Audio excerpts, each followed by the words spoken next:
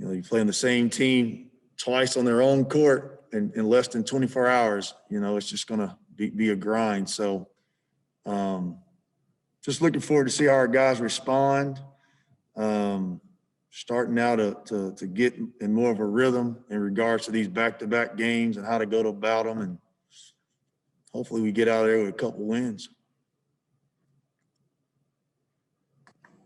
All right, questions for Coach? Coach, after the situation that you had with Indiana State and UNI, are you going to change anything in the way that you handle maybe minutes in the first game, looking toward that second game? Well, I mean, I guess it depends on the flow of the game. I think our number one goal each game is to win the game. We've been fortunate these first two game ones to have significant leads. If we can get that type of separation again, we'll probably play more guys. But we got to make sure we get the win. I think that's the main thing, and then kind of deal with day two whenever we get there. Have you seen the – oh, go ahead, Dan. I was going to say, just to follow up on that, I mean, have you noticed that the players have maybe approached things a little differently in that first game, or do you have to, keep telling them to keep the pedal down? I think it's human nature. Sometimes you get a lead that you relax a little bit, but we've got to try to, correct that poor habit. For the most part, our guys in game one, we've been pretty sharp on both ends of the ball. Our issues have come in that second game, especially the start of the second game offensively. We haven't been very good, and hopefully we can work those things out. We've tried some things in practice this week to try to simulate that, but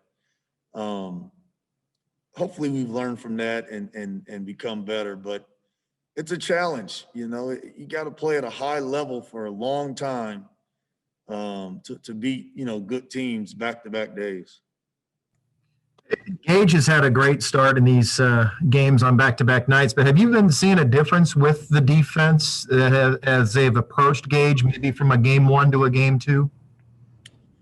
Well, against Indiana State, they made some adjustments after the first game, and it's caused us to, add a different element to our offense. But we would anticipate some adjustments on him, depending on how things shake out in the first game. Valparaiso, they do a great job defending Gage, and they've got a really good scheme on their post defense. So we'll have to do a good job of getting him in the right position this weekend. We don't know if they'll change much. They typically do the same thing, but it's really good what they do. So we've had to prepare for that. Thought Demarcus had his best game in that first Indiana State game, 10 points, 5 of 7 shooting. Just kind of what are you expecting from him, just kind of getting more comfortable going on here? Well, we just expect him to start to maybe figure out the Valley a little bit. It's a heavily scouted league. I think he's getting more comfortable. He needs to see a shot go in. And we still feel like he's still trying to, become the player that he is. And he's looked really good in practice this week. He's looked better every game in terms of being comfortable out there, as well as some of our other newcomers. But we would anticipate that he continue to groove it and hopefully, start to impact these games on a bigger scale for us. Coach, going back to Gage, just talk a little bit about his assists. Leads the team in assists, and how important is that for you to see, him be able to do that as well from down in the post? Well, I think he should lead our team in assists. People guard him with 2, 3, and sometimes 4 players, and he needs to pass the ball whenever he's double teamed and triple, quadruple, whatever the case may be. He needs to pass it sooner sometimes, sometimes he tries that pass fake. But, it's encouraging to see that our 5-man can pass the ball that way. And we've got a team that normally shares it pretty well. Our assist numbers have been down a little bit, which we tried to correct that, but it all starts with him. And, you know, we always say, you know, good offense is trying to get 2 people to guard 1 person. And sometimes if you can just get Gage the ball, that's what happens. And so he'll probably lead us in assists all year, I would imagine. I mean, I guess Demarcus could eventually start to spray that thing around, but it's just hard. You know, Gage is an unselfish player and he gets triple teamed and he passes. So we need those guys to continue to make shots and make the right cuts. Coach, you're always someone that I learn from when you talk about current events. I was wondering if there's anything you wanted to say about yesterday. Well, you know, I don't think that it's rocket science or that you got to be, you know, some smart guy to disagree with the actions of yesterday. You know what I would say? I just wish things weren't like they are right now. That's what I would say. I just wish that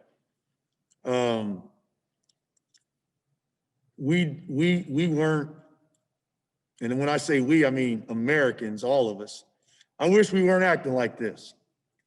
So hopefully you learned something from that. I just wish we would act the way that most of us were probably raised to act. So I just wish things weren't like they were right now. And I also will say this, the way things are right now, it's just a small moment in time. We'll tell our kids and grandkids about this, but we won't always be acting like this in America. We haven't prior and we won't after this is all over.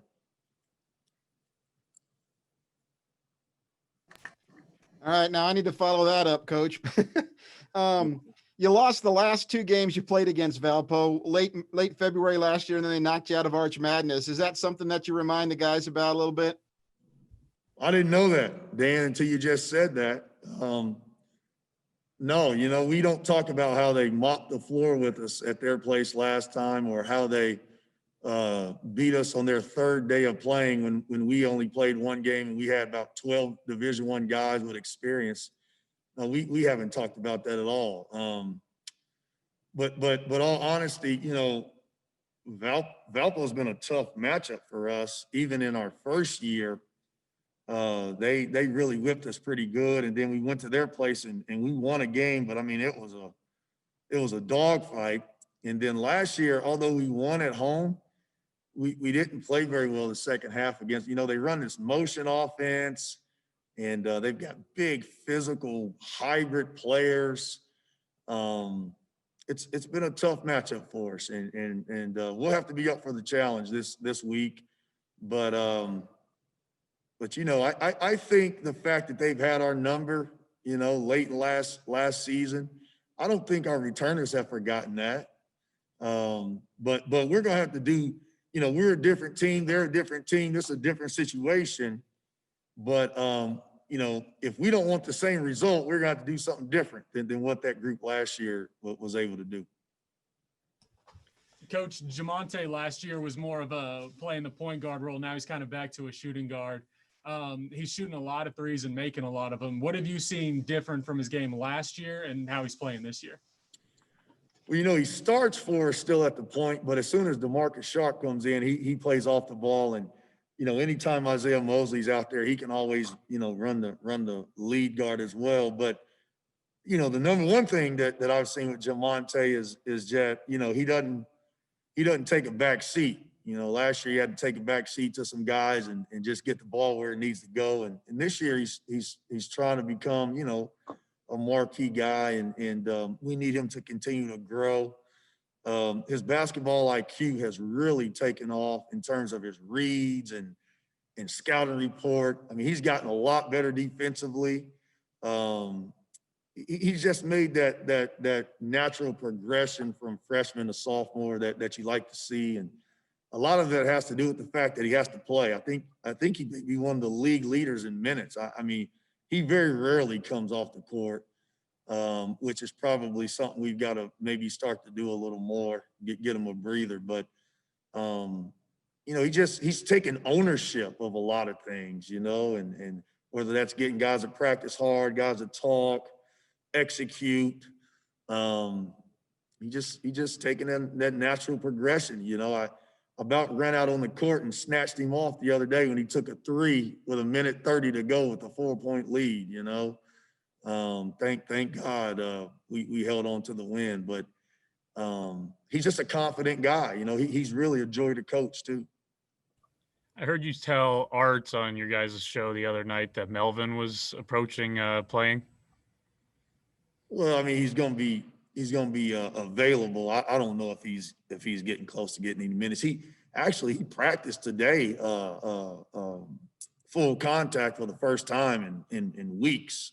I didn't even know he was practicing today, and I looked up and he was out there. But he's nowhere near getting in for a well, what is that on the screen there? That's from you, Rick? Oh, he's nowhere near getting into a game, I don't think, unless we really get in a crunch. You know, he's dealt with a knee injury, but it was good. It was good to have him back in practice today. Well, how tough is it I mean, you want to get some of these freshmen in. You didn't really have any non-conference games except for the 2 or 3, but just to be able to get all these guys, I mean, you still get that extra year of eligibility for a lot of these guys. So just kind of how do you manage that? Well, yeah, I mean, since we get the extra year, I mean, it's almost like, you know, if they get healthy, we'll try to get them in there. But if not, it's not like they're losing anything. But you know, we've got to make sure that we're playing the guys that we feel like give us the best opportunity to be the best we can be. And it's hard when you haven't practiced. I mean, he hadn't practiced in weeks. I mean, probably over at least a month until today. And so he's just not ready. And then Rafe had been out as well. He practiced yesterday for the first time in a while.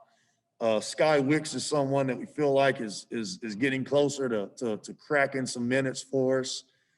He got a couple of reps today on the maroon team, and I'm trying to think. I think those are the only 3 freshmen at the current time, outside of Lukai, who actually plays and probably should play a little more. But I think those guys are, when they're healthy, they make strides. It's just hard when you miss practice with a team with a lot of, you know, returners and veteran older guys. You know, we try to stay as old as we can.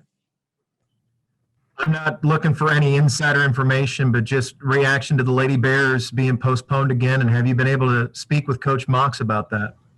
You know, I saw Coach Mox this morning, actually, as we were switching gyms. And, you know, it's disappointing that, you know, our players have to deal with this. And what I mean by that is, you know, these kids, they want to play, right? They want to play in games. That's why you practice, so you can play in the game. And I just feel bad that they've had to now sit out an additional week on top of, I think, the previous week. And I just hope and pray that everybody stays as healthy as possible and they can get to a point where the COVID portion of everything is behind them and they can focus on, you know, being the best team they can be. And I told her today that not to worry too much, because COVID-19 can't stop her team either.